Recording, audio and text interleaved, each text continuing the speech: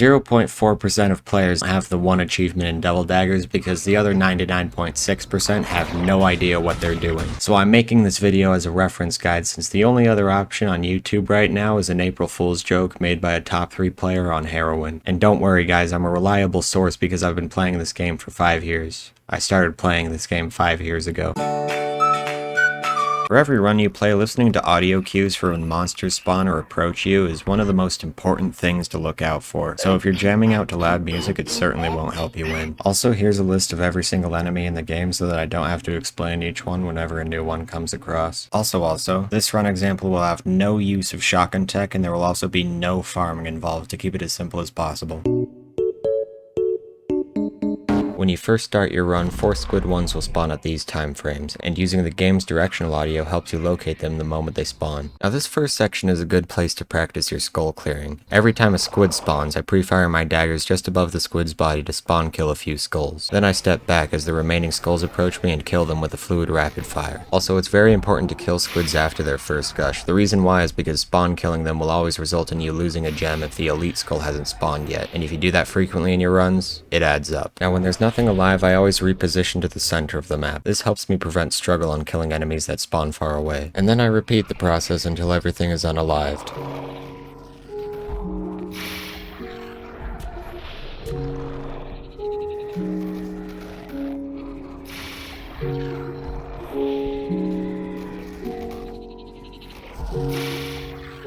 Once all 4 squids are unalived, I reposition to the center and wait for the timer to hit 39 seconds. When I hear the spider, I swiftly bunny hop towards it, pre-firing under it and aiming upwards as it rises for the quickest kill. Killing the spider fast is important so the Skull 3 doesn't catch up to you. Now of course I kill the incoming swarm and the squid 2 fast as well. This is kind of important because a wave of 2 squids spawn at 49 seconds, which is just 10 seconds after the spider and the squid 2 spawn. Since this part is kind of tight, I like to kill the skulls before the squids here so I don't get rushed. When the skulls are dead, it's easy to kill the squids. After killing the squids, I return to the middle. From now on, every 15 seconds, a squid 1 and a squid 2 will spawn together until the timer reaches 109. They will never spawn right beside each other, which gives you plenty of time to focus on one squid before the other, allowing for these waves to be cleared relatively easily. Now for the sake of learning, I'll let this play out so you can follow along.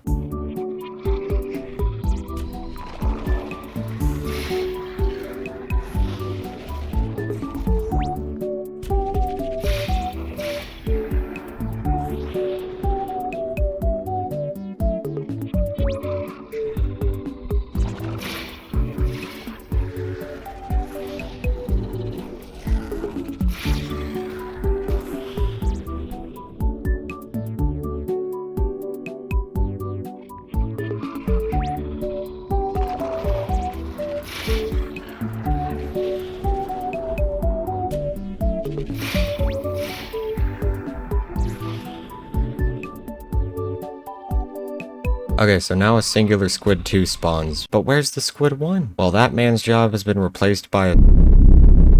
also known as the thing that makes most players quit.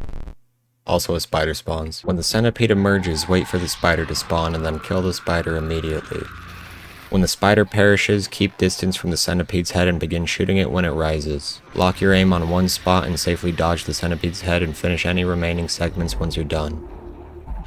Great job! Now the squid 1 and squid 2 cycle will return, but shorten to 10 seconds rather than 15. So basically do the same thing as before, but don't waste time.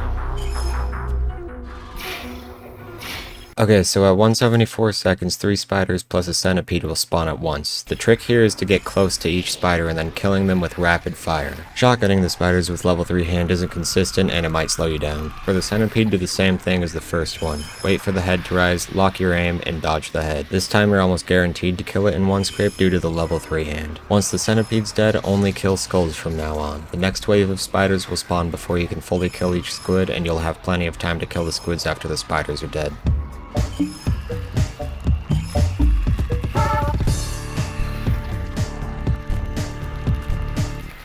Now I stay in this corner while I slowly kill the squids after they regush. Does this count as farming? Kinda, but it genuinely makes this part easier. If you kill the spiders fast, you have plenty of time to kill all the squids and skulls before 2:29 seconds.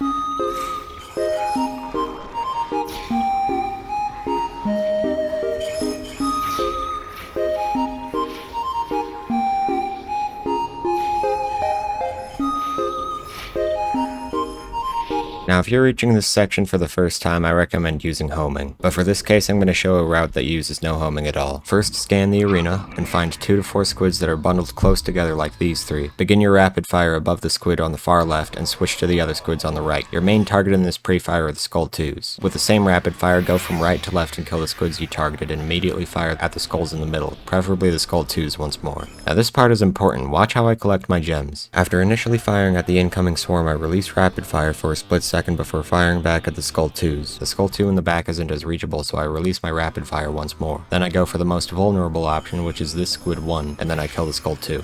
Now if you pause here, you'll notice that I've collected every gem so far, even though I've been killing things the whole time. And now this seems like a good spot to talk about gem collection. When gems are on the map, they behave depending on what the player is doing. If the player is holding rapid fire, they'll be put in a neutral phase. However, if they're using shotgun, they'll get blasted away. And if the player isn't shooting at all, the gems will attract. But there's a catch, you see. If you don't collect the gem for 10 seconds, it commits die. But it's not good for gem to become die, and it's especially important for this section since there's so much stuff going on. It's very easy to forget your collection. So the way I counter this is to number 1, avoid shotgunning, and number 2, break my rapid fire between target swaps rather than hold it. Well, this doesn't immediately collect the gems, it brings them in your general direction and speeds up your collection by as much as 80%. And if you were paying attention, you would see that I was doing this throughout the whole run because it just helps, okay? Do it.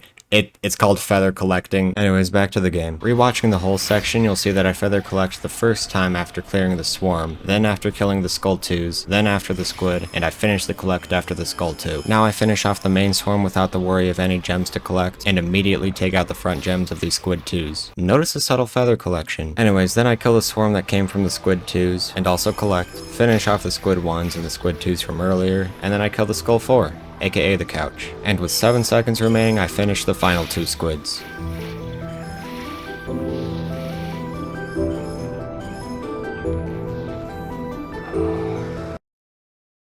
Okay, this next part is literally the hardest part of the game. And I mean this takes on average 5 to 50 plus hours of practice before you can get it down. I'll show you how to practice it later, but for now I'll demonstrate. After killing everything, I go to the middle and search for 3 smoke clouds. Unfortunately for me, they showed up a little bit late, but being in the middle and having good audio awareness kept me on track. After they emerge, I step back and identify which gigapede looks easiest to kill. There's 2 good qualities of a gigapede, spawning on the side and also having plenty of room between the other gigapedes. I chose the gigapede on the far right here as it matched the criteria. I reposition slightly to the right to get a better angle, then I stand still and began firing as the head rises. Now my indicator to start moving is when the gigapede's head is off screen. Then I carefully move along the gigapede and pull my aim back, barely moving my aim forward from the original position. I managed to kill it in one scrape, which is a little bit lucky. But do not be fooled. A gigapede gem segment has 5 HP rather than the 3 HP like the original centipede has. This makes killing them way harder in a singular scrape, especially with just level 3 hand. This first scrape alone is probably the hardest thing to learn in this game. Now on to another very hard thing to learn. After the first scrape, collect the gems and then switch to another gigapede and just hold your aim there until the timer reaches 275 seconds. And if you did it right, you'll have level 4 hand and maybe some homing to spare.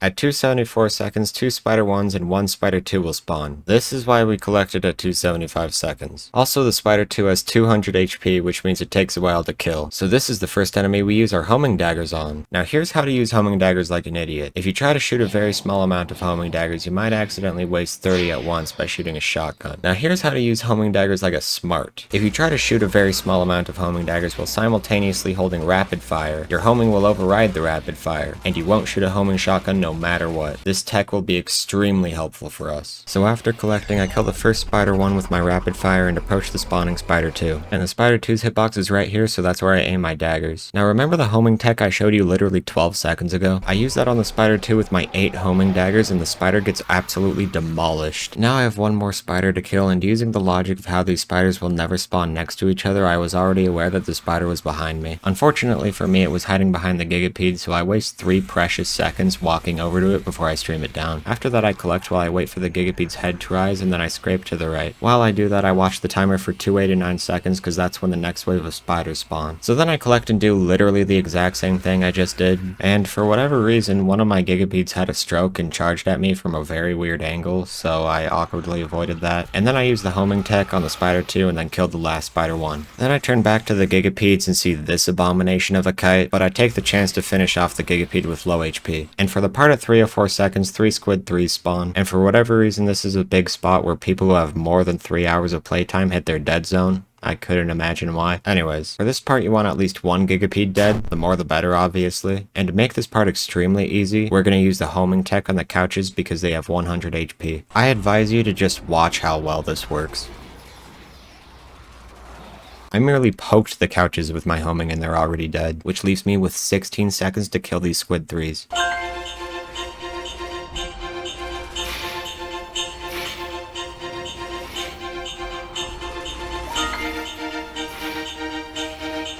And with that, every hard part of the gigapedes are done. At 3:30 seconds, 3 squid 2 spawn, and if that's a problem for you at this point, then that's a skill issue.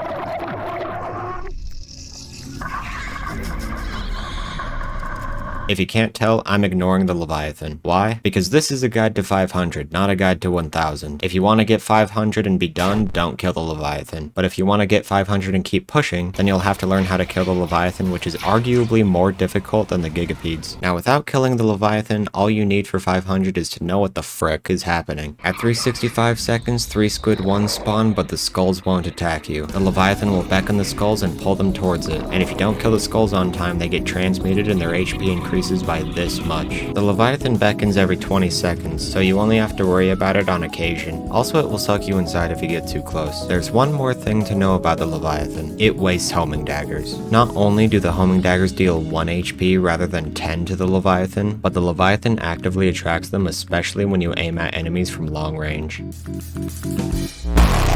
So to start, positioning on this tile will give you a good angle to spawn kill a squid 1. Since we don't want any transmuted skulls, it's acceptable, even at the loss of 1 gem. Then walk close to the Leviathan and shoot at the incoming skulls. At 370 seconds, 3 more squid 2 spawn, and at 375 seconds a squid 3 will spawn. After that, there's 22 seconds of nothing until 397, which gives you plenty of time to kill everything so far. Do your best to kill every skull by 377 seconds. Squids aren't as important. Then turn to the squid 3 and use the homing tech on the couch, and then kill the squids.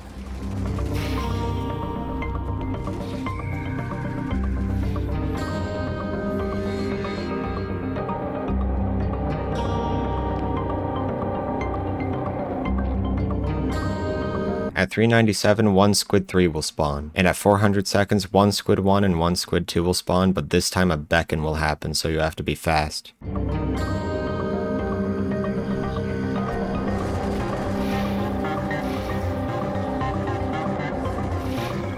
Always kill the squid 2 swarm first, because the skull 3 is fast and makes it to the Leviathan much quicker than the rest of the skulls.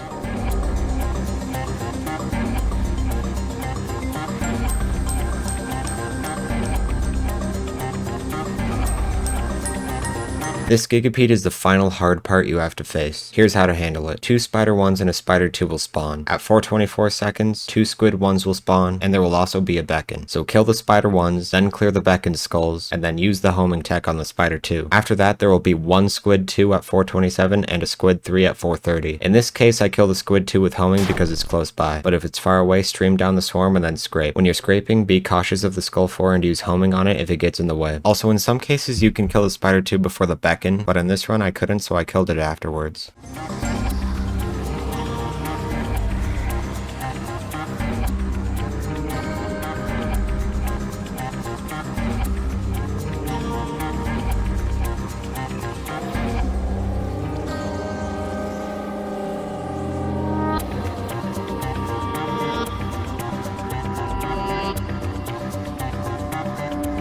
I dumped the last of my homing because at 445 seconds a ghost speed spawns. Long story short, they eat your homing daggers, have a lot of HP, and you don't need to kill them for 500, so we're not going to. Also, a few thorns will spawn. They don't do much besides get in the way. If you kill every squid and skull before 456 seconds, you can take the time to kill 1 or 2 thorns. And in this case, I killed 1.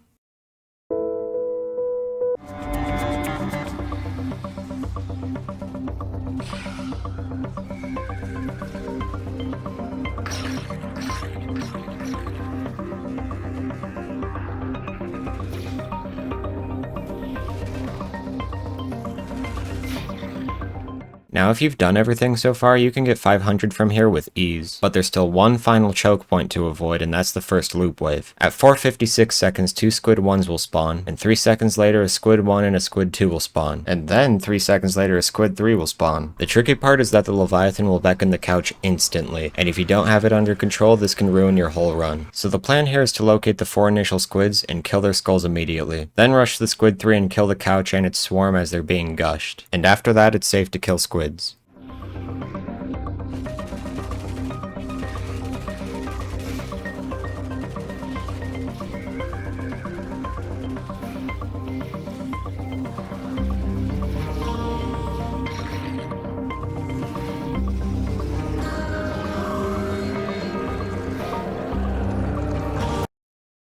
And that's it.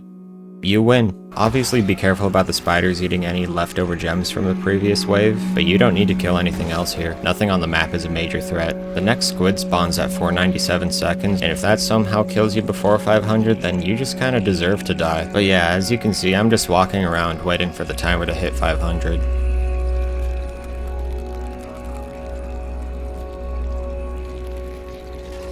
Oh yeah, and here's how to practice certain parts of the game. So you want to go to devildaggers.info/tools, and then once you're there, you're going to click on the GitHub link, and then you're going to click on the Windows zip file, or the Linux. After it's installed, you can click the practice button, and then you can practice literally anything you want from the first spider 1 and the first squid 2. If you need to practice that, there's something wrong with you. But you can practice things more reasonable like the gigapede trio and the Leviathan, and literally every single loop wave. And yeah, that's about it. Also, I should mention that everything you saw is in fact easier said than done. This game is really hard, so if you watch this video and expect to get 500 immediately after watching this without practice or learning from trial and error, then you're kinda stupid. Anyways, I hope this helps. Maybe it won't help anyone, but at least the game has a genuine attempt at making a comprehensive achievement guide after Big B's fake video from 3 years ago that new players still believe. And yeah, I'll see you next time when I don't know.